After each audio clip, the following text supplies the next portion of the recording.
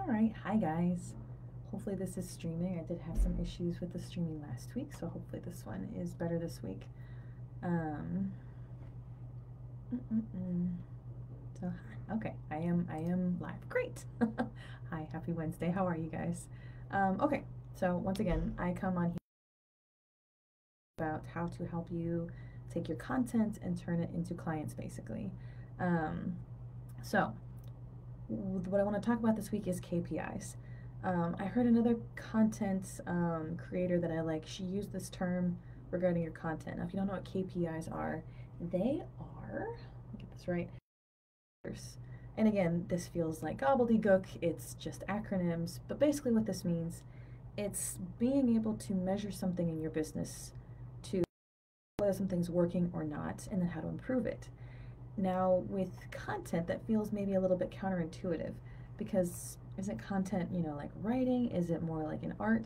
How do you have key performance indicators for something like content? But there is a way to do it, and there's a way to customize it for your business because every business is different. So I wrote a blog, I've got notes for you, I got a live for you. I want to talk about how you can take the art and science of writing your content, how to measure it, and then how to practically repurpose it. If you go into the blog, I have the link in the description below, you'll be able to see examples I have for my own business. I track KPIs in my business.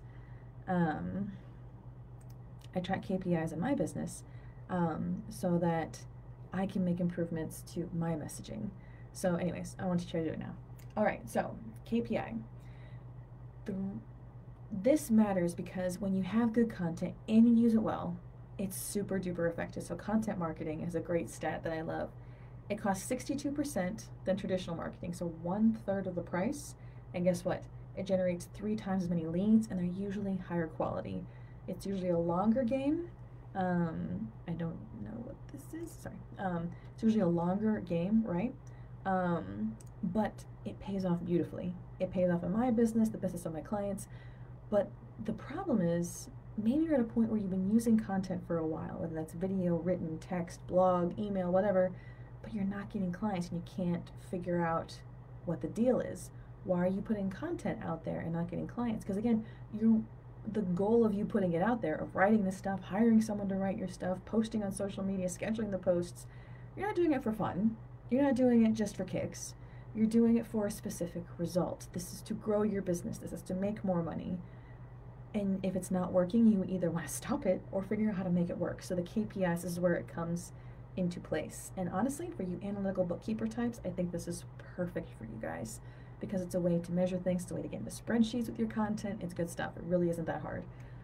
So the thing is, when you know you have a problem, how do you pinpoint it and how do you fix it? What do you do differently?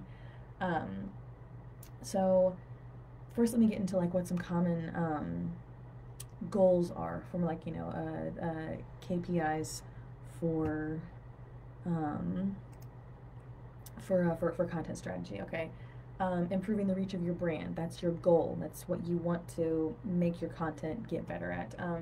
Driving engagement, getting more conversion, increased signups. This is what you want your business content to do. You want your content to serve these business ends, right?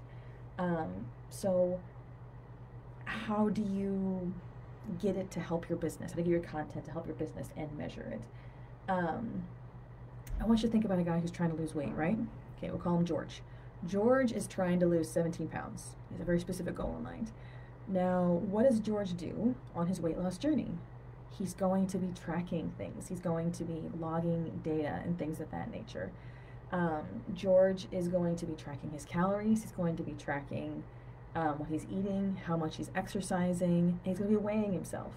He's going to have these measurable points, these key performance indicators in his weight loss journey. See, it's like, this isn't just for content, it's for across the board. It's just an example. Okay, so when he has this data, let's say a month later he goes to weigh himself. Now the goal is to lose 17 pounds. He gets on the scale and he's gained 2. Okay, something's not working. So what George can do is he can go back through the data points that he has gathered, his key performance indicators. He can go back and see the calories he's eaten, how far, how much has he worked out, things of that nature. And as he goes back and looks at the data, he can probably see a couple things that he can change or improve. He can finally see patterns after tracking this stuff that's applicable to his goal for a month. So maybe he goes back and he realizes, okay, so whenever I eat lunch and I go outside of the office, I eat out at a restaurant, I'm way above my calorie count. So maybe I need to cut down how much I eat outside the office, right? So he's taking that data, seeing what the problem is, and finding a solution, okay? That's how he's applying the KPIs in his weight loss journey. Or maybe he realizes, okay, now that I look back, I only work out twice a week. That's something I can improve and change. Okay, I'm gonna do 3 workouts a week. I'm gonna change my schedule to do that. It's a real world application. He knows exactly what he was doing, so he knows exactly where he can change things. And of course, next month he can see where he's at, and if he needs to, he can change again. So it's not like, it's basically telling you what you can try. What is the reasonable next step of things you can do, right? So that is an example for weight loss. So now here's the thing. How do you choose these right KPIs in your business? What are the calories and pounds in your business that you should be tracking? I wish I could give you just like a template standard set of them, and in the blog I do have a list of like common ones that you can look at, but I want to walk you organically through trying to pick good ones for your business, because you can measure everything to death. You can have stats on everything, but are they stats that really help you make more money? Stats that give you information that help you make things better? So every business is different, so I'm going to walk you through 3 things that you need to go through to make sure you're choosing the right KPIs for your business, right? So here's the thing. The first thing you want to start when you're trying to figure out what data points to measure in your business, what to start tracking, you want to start with your goals. So again, like from above, reading the blog, that's why I said above. What do you want your content to be doing? Do you want your content to get more people to sign up for your newsletter? Do you want your content to get more people to join your group? Do you want your group content to turn into more signups in your paid program? What is the goal? Do you want more comments on your profile and on your page? Do you want more followers? It really helps to get very specific on what you want to achieve, because it's different for different people. But in general, the goal is that your content should be driving something that leads to more leads or more clients, right? More money, right? We want content that leads to clients. So we're trying to measure that, but we want to get very specific on how we want the content to get there. So try and think about what your goals are with the content. How specifically do you want the content to get to the clients when it comes to your business, right? So start with your goals. So one example I have in my business through the blog is I sell lead magnet templates in my business. Okay, so I want to sell more this month. Okay, I want to sell 10 more lead magnet templates this month. Okay, so what can I do? What can I learn from my KPIs to help me? Well, now for the past, like 6 months, I've been tracking how many lead magnets I've sold. So I get to go back to my data from before, and it's just like, okay, what was my best lead magnet template month? Where did I have the best amount of sales? And it turns out July was my best month. Okay, great. Now I can start breaking things down. I've been tracking where I had the best levels of sales, and so I can go back and see what I did. Was I messaging better? Did I have better social media presence? This is how it applies. This is why this being specific helps so much, because if you're just generally, I want more clients, that doesn't help you. Try and pick maybe a service like I did, and break it down from there. The more specific you can be, and bookkeepers, I know you love specific, the more you can create good data points and good strategies, good real world applicable strategies. So figure out specifically what you want your goal to be under the umbrella of getting more clients and leads. The second thing you need to factor in is your business structure. This is another part of why you can't just like, I can't just give you a boilerplate set of KPIs, track exactly these things and you'll be fine. It's not how it works. Every business is different. Um, are you service based or product based? That's different, measurements, that's different goals. Selling a monthly service package, that's high dollar, is different than selling, like a $5 product in an Etsy store. You see, it's different. Are you project based or do you have a subscription model? I have both. I have both of those things. It's like, do I want to focus on one or the other? What does that look like? Which of your products or services is the most profitable? Not highest dollar necessarily, but most profitable. Do you want to focus on that service? How does that one work? Do people sign up for this cheaper product but not this more expensive product? You know what I mean? This is why you really need to be familiar with how your business works and ask those questions. Also, what platform or type of content has done the best for you bringing clients in? Maybe Google has been really good for you. So you can start leaning that direction when it comes to your content. Maybe you got a couple of good leads from referrals in this specific bookkeeping group, or for me, bookkeeping group, or like, entrepreneur group. And then it's like, oh, then you can kind of like follow the data and create strategies around the things that have worked before. But again, you kind of have to build it around what's worked in your business. It takes a little time to make sure you're measuring the right things. So again, every business has a different flow, a different set of answers for those things I just said. So the best things you can do is start a brain dump with 2 questions. And the first question you're going to ask is, what moves the needle in my business? And again, this is basically what turns into clients and leads. This is what we're talking about, content that turns into clients. So what moves the needle? What actually becomes, because like, I have, people can have like 10,000 followers on a page, but if those followers aren't buying, what does that mean? And this is what I'm trying to say. What actually moves the needle? Where's the money coming from? Where are the leads coming from? What moves the needle? And then, what steps or tasks build up to moving that needle? Before someone schedules a call with you, what happens between them being aware of your existence and then scheduling that call? What are the steps in between? So first, brain dump all the things that like move the needle, that turn into projects, into client leads. And then take a minute to think about how they get to that point from way over here. Go through those little steps, because in those little steps, you will find your measurables. You will find your KPIs, what moves the needle, and how to keep track of what's getting you where you want to be. And again, it helps to work backward with current or previous paying clients. Another thing you could do, if like you're new, talk to other people who are like in your field or offer something similar. Ask them on the process their clients go through. If you already have current clients, try and talk to a couple of your favorite ones, the ones you really like working with and really want to like bring in more of, right? How did they first hear about you? Was it social media? Was it a referral? Was it group? Was it a post? How did they first hear about you? After they heard about you, what did they do next? Did they download your freebie? Did they join your group? Did they sign up for your newsletter? What did they do next? If they made a smaller purchase first, what did they buy? So for example, in my business, I have tiers. I have the content membership, $97 a month, super affordable. People like to start there. And then once they get to a point of, they get a couple more clients from it, they know me and trust me, they'll hire me for something more custom. But I know that they start here.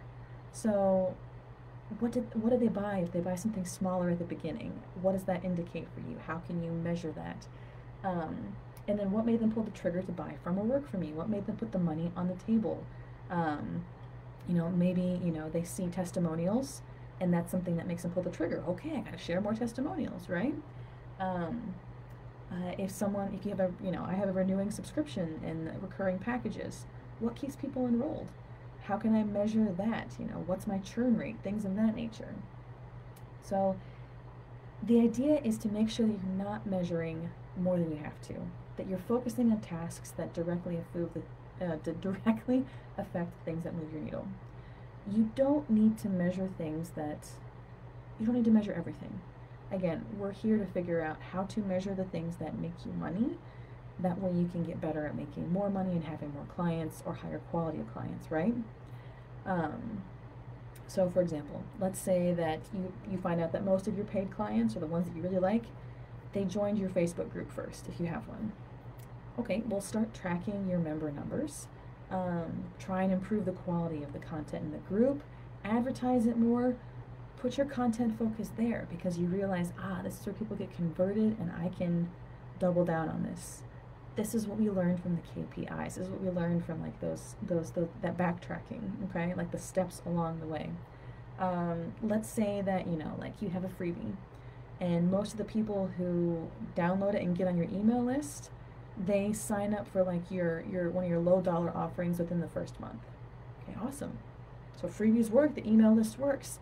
Let's double down on this. Let's see how we can improve the content, maybe segment the list. It's showing you what's working if you start tracking it, if you start paying attention to those things, right?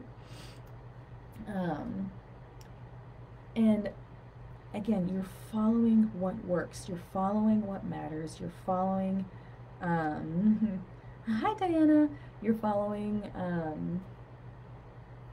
the things that matter. You're not trying to track everything. You're not going crazy. You're trying to make sure that you're tracking the things that actually turn into clients and money, right? So make sure you pick the right things and not the popular things, okay? So for example, I think you've heard, the term quality over quantity, and that's very true, like in the social media world with stuff. Just because someone has 10,000 likes on their page, it doesn't necessarily mean they have a profitable or engaged set of clients. I have less than 500 likes, I think, on my business page. I'm not sure. I'm busy, I'm happy, I love my clients, I'm doing well. It's great. So I'm not bothering really, honestly. I don't care about tracking the KPIs of adding members to, people liking my page. That doesn't matter to me because I'm tracking other things that do lead to more clients, more paid work, and more leads. I don't care about that one. Other people may care about it, but in a lot of situations, that's a vanity metric, and I don't care. I'm trying to just track the things that matter to my bottom line. And that's what I want you to focus on too. And that's why it's important to make sure you're focusing on the things that matter for you. So, by the way, Mike Michalowicz, he has another book. He did Profit First, but Clockwork, he talks a lot about basically building a business dashboard and determining those important things. It's a really good book, very practical. I started rereading it. I need to read it again. And then, okay, so the first thing I want you to remember to focus on is what are your goals. The second one is what's your business structure. And third is, of course, your clients. It's great if you know what you want to offer, but you have to make sure you're matching it to the people you want to connect with. Best example I can think, if you're trying to attract retired clients in their 60s and 70s, you probably don't want to be doing TikTok videos and Instagram posts. That's probably where most of them are not. You may have to go somewhere else. So you want to make sure that you're matching your business and your offerings to where your people that you want to serve are. Where do they like to spend their time online? What platforms do they prefer? What problems they're struggling with that you can help solve? What goals can you help them achieve? Again, this affects what you're writing. This affects lead magnets you may put out, like the freebies. You can also look at other vendors who serve this type of client. Okay, for the people who are connecting with and looking for clients who are in their 60s and 70s, for example, where are those vendors serving? How are they serving? You can learn from others around you. It's great stuff. And then in your own business, if you have previous clients, where are your clients the most responsive? Like, do they blow up your page but do nothing in your group? Okay, maybe, or are they all over you on LinkedIn but they don't talk to you on Facebook? Okay, learn from these things. It's just like they're telling you something. But again, think about where they are, where you can meet them, because you have to go to them. So I have a list in the blog talking more about like different types of content and possible KPIs. In my business, the things that I measure, just as an example, I know that my Facebook profile activity has a direct impact on what people contact me on and hire me for. So the posts I put on my profile, I am better at it some days than others, but again, I have KPIs, I have spreadsheets set up to track the content of my sales posts. So if I want, say the example again, say I want to sell 10 more lead magnet templates this month.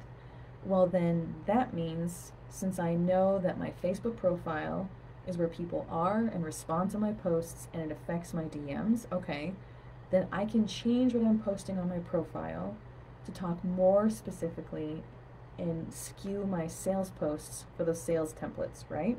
or for those lead magnet templates. Do you see how the strategy is just very simple, very logical? By tracking what I've done before, by knowing what works and knowing what my clients previously have responded to, I can make a very practical real world strategy that I'm pretty sure will work, right? So that's what it looks like in my business. Again, so I am tracking the types of posts I put on my profile, the content and theme of what I'm selling, and I'm tracking the inquiries I get as a result. Those are my KPIs. That matters for me. Those are the numbers that drive me getting leads and drive me getting paid work, right? So that's what I care about. Way more than just like how many page likes I have. You see what I mean? But again, I have content type, a whole list of content types and possible KPIs. Like for some people, you know, if it's a blogger, maybe that matters a lot more, like their page views, their shares, their social, you know, their forwards, things of that nature. Maybe if you have an e-commerce website, an abandoned cart content message might be good. Bounce rates, always, you know, important. Again, you're going to have to shape this around your business and your business needs, right? But that's the beauty of it. It's just like you don't have a one-size-fits-all. You can customize it to your business and you're not going to do it wrong. And this is an organic thing. As your business shifts and changes, as your offerings change, this is something that can grow with you, that you can evaluate and keep adjusting, keep measuring to make your content better. Your content can be measured and improved. It's not just something you write and hope to God something happens. You can measure it, you can make improvements. It's just a matter of making sure that you're doing the right ones. Okay, so let me wrap this up. What's the short version and the takeaway from all of this? Well, one, what gets measured gets improved. I know you've heard this before, I'm going to say it again. What gets measured gets improved. So if you are measuring your content results, you will find ways to improve it. So make sure you measure your content results. If you measure it, it'll get improved. Number two, every business is different, so you'll need to choose the KPIs that matter most to you and move your needle. Again, the book Clockwork by Mike McCallowitz is really great. Look it up. Number three, focus on measuring what makes you money, not what's popular. I don't care about page likes for my business. It doesn't move the needle for me, but I do care about putting specific types of posts on my profile because I know that moves the needle. That's what I want to track and improve. Number four, keep it simple. Here's what I want you to know. When I track my KPIs, this sounds very official because it's an acronym and it's an alphabet soup. I use a Google Sheet that I made myself. I have it like kind of flow from monthly tabs into like a yearly dashboard. It's not complicated. You can set up a tracking system for this where I literally just put like, I can do it in less than 20 minutes a day because that's what I need. I can't put tons of thought into this. I want to be able to put like a single number in a single box for a specific day and then have everything flow into a chart so I can get a visual representation because I'm a visual person. Again, Google Sheets, free. This does not have to be complicated or crazy. As long as you're tracking it, because then you can actually respond to it. What gets measured gets improved. And then number five, make sure to interpret it, apply it. If something isn't working, look back over the data and think through it logically. Again, like George trying to lose the weight. Okay, I didn't lose weight this month. Where are the, looking back over my data, what can I change? What can I do better? And then you make the adjustments and see what happens. Again, business, there's very much an organic process to it. There is some trial and error, but you can do the trial and error smart. You can do it in a very intentional way. You don't have to just guess and throw things out into the dark. You don't. You can track your content results and you can improve them. You can turn this baby into a spreadsheet and really make changes that are meaningful to your bottom line in your business. Anyways, that's what I got. Like I said, there's a blog link at the bottom of this video. So if you're more of a written or more of a reading person, go do that. It also has more details, more examples and charts for my own business, so you can see how I set things up and analyze things. But once again, I don't want you to feel like content is just like you wave a magic wand and hope it helps. There is a way to do this where you can analyze it and apply it. And again, it's not just a silver bullet. It's something that can be adapted to your business and fit just you and can be adjusted and grow with you over time. So anyways, if you need help with that, I'm always here, reach out. And if you don't want to screw with it and you need someone else to write it for you, I'm also your girl. Anyways, I hope you had a good day, and I will see you guys next week. I'll take care. Bye.